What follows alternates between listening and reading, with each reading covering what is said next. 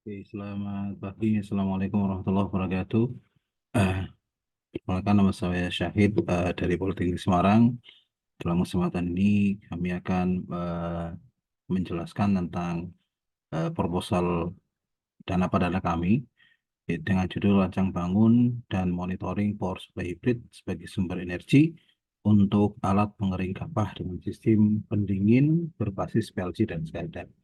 Eh, untuk tim kami, ada saya sendiri Syahid STMN, kemudian anggota kami ada Eriko Arvin Kurniawan dan Pangestu Ningtyas. Semuanya kami dari Prodi Listrik Politeknik Negeri Semarang. Untuk proposal kami, skema yang kami ajukan itu adalah A3, yaitu eh, prototipe yang dikerjakan bersama mitra.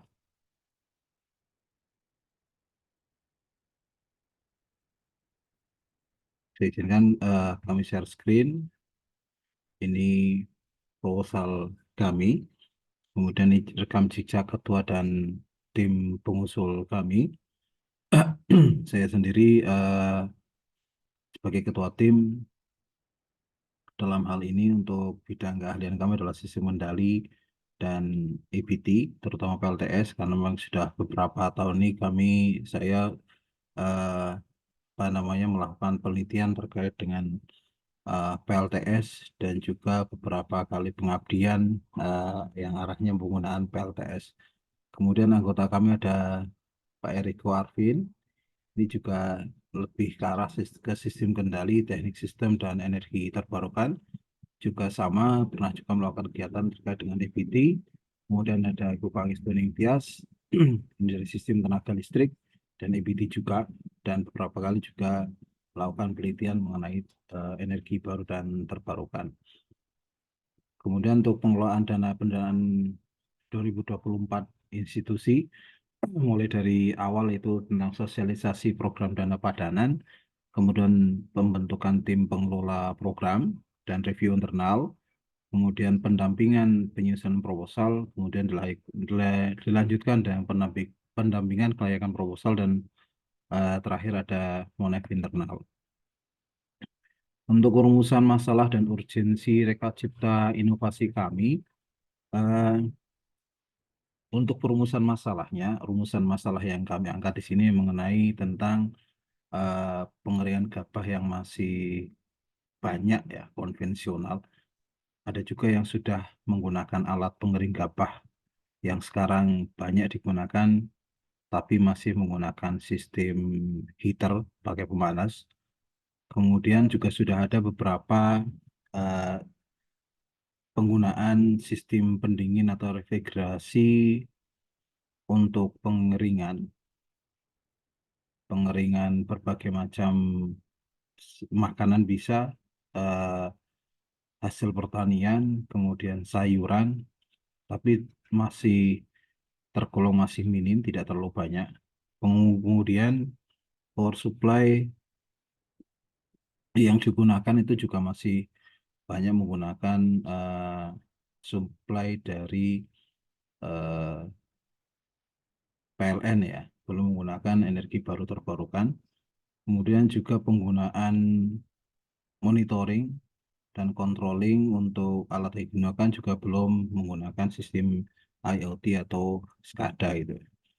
Kemudian reka cipta yang eh, kami usulkan di sini adalah tentang pengering dapat menggunakan sistem pendingin refrigerasi, tapi dengan sumber energi hibrid, yaitu pakai PLN dan PLTS itu.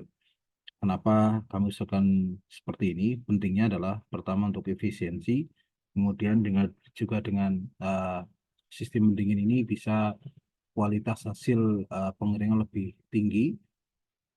Tentunya karena efisien, tentunya bisa menghemat biaya juga.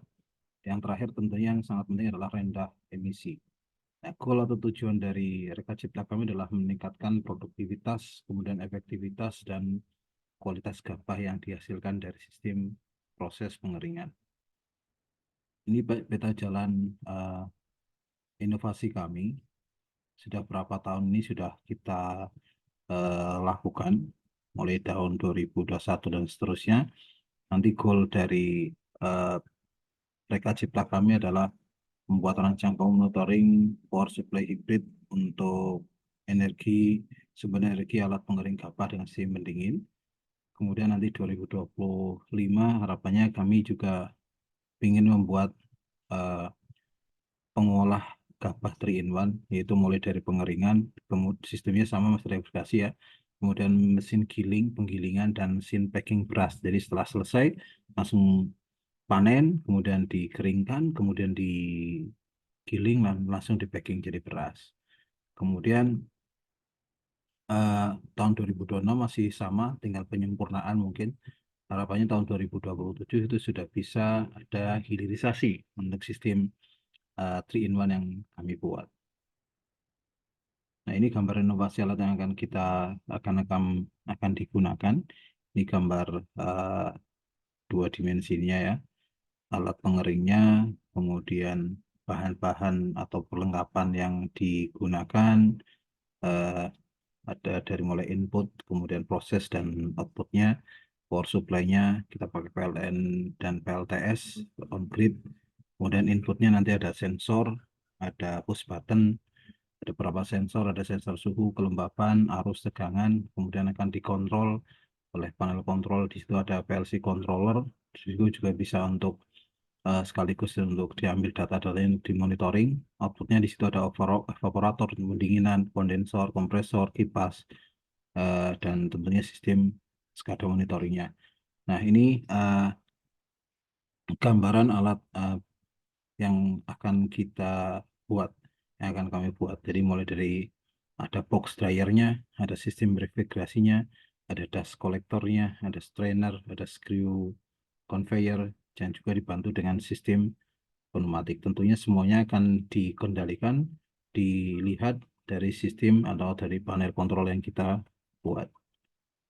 Nah, luaran Reka Cipta yang eh, kami targetkan nanti, yang pertama adalah eh, prototipe, tentunya prototipe alat pengering gabah sistem refrigerasi, kemudian prototipe power supply hybrid, dan prototipe sistem monitoring SCADA. Untuk IKU dan target capaian Reka Cipta kami adalah pertama adalah IKU 2, masih mendapatkan pengalaman di luar kampus. Target capaian kami adalah 5 mahasiswa. Kemudian IKU 3, dosen berkegiatan di kampus, di luar kampus, maaf, di luar kampus. Target capaiannya adalah 3. Ini jadwal pelaksanaan Reka Cipta kami yang kami rencanakan mulai dari bulan Januari persiapan dan seterusnya sampai bulan Desember. Eh, untuk rencana anggaran biaya atau RAB yang kami usulkan, eh, totalnya adalah 932 juta, yang masing-masing dibagi menjadi dua, ada yang dari eh, dana padanan, ada yang dari mitra, yang masing-masing dari dana padanan itu ada 445.883, kemudian dari mitra ada 445.907, yang bisa diuraikan, yang tunai adalah 71,907 juta, kemudian yang natura adalah 374 juta, atau sekitar yang tunai 16%, kemudian yang natura adalah 84%, yang masing-masing komponen biayanya eh, sebagai berikut. Di sini keterangan apa namanya rencana anggaran masing-masing kegiatan yang kami lakukan di sini. Termasuk juga sudah di situ persentase masing-masing setiap aktivitas dari luaran yang kami targetkan. Eh, ini detailnya dari RAB yang kami buat. Kemudian manfaat bagi perguruan tinggi, dampak dan manfaat bagi perguruan tinggi tentunya yang pertama adalah untuk IKU 20120, IKU 50105, dan IKU 10326, yaitu jumlah keluaran penelitian dan pengabdian masyarakat yang berhasil mendapatkan recognition internasional dan atau diterapkan oleh eh, masyarakat. Kemudian persentase program studi S1 dan D3, D4, D2 yang melaksanakan kerjasama dengan mitra. Kemudian ikut terakhir adalah persentase mata kuliah S1 dan D4 D3, D2 yang menggunakan metode pembelajaran case method. Kemudian dampak dan manfaat bagi mahasiswa adalah mahasiswa merasakan secara langsung metode belajar pemecahan kasus atau case method. Kemudian yang kedua, memberi pengalaman berharga bagi mahasiswa untuk terjun langsung ke masyarakat dan mengatasi permasalahan yang ada. Nah, ini rencana keterlibatan mahasiswa kami dari 9 aktivitas yang eh, kami rencanakan. Masing-masing nanti mahasiswa bisa terlibat di setiap kegiatan aktivitas yang kami laksanakan. Target kami setiap kegiatan apa namanya adalah 5 mahasiswa, semuanya ikut 5 orang mahasiswa. Asal program studinya bisa dari D3 listrik atau ST listrik, kemudian juga dari konversi energi. Untuk metodenya di sini adalah mereka ikut magang industri. Ini profil mitra kami, PT Adhika Jaya Engineering. Kemudian ini bentuk keterlibatan dan kontribusi mitra, kontribusi dalam mereka cipta eh, prototipe yang akan kami buat. Kemudian mereka mitra akan menyediakan peralatan, kemudian workshop, bisa juga dana natura dan dana tunai.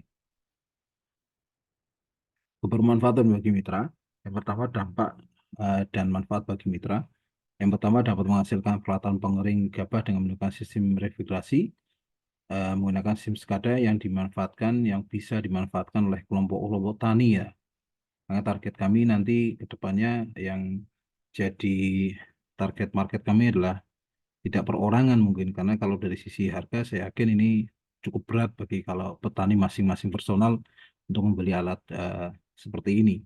Makanya target kami tentunya nanti tidak personal tapi bisa jadi kelompok tani, gabungan kelompok tani ataupun pemerintah daerah, atau bisa juga nanti perusahaan, CSR perusahaan yang memanfaatkan eh, apa namanya alat pengering kami.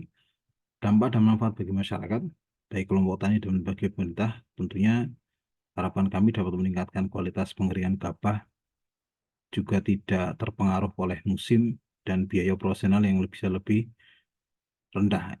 Bagi pemerintah, meningkatkan pemanfaatan bauran IBT yang ramah lingkungan. Demikian yang dapat kami sampaikan untuk presentasi untuk makalah kami. Kurang lebih maaf. Kami akhiri. Assalamualaikum warahmatullahi wabarakatuh.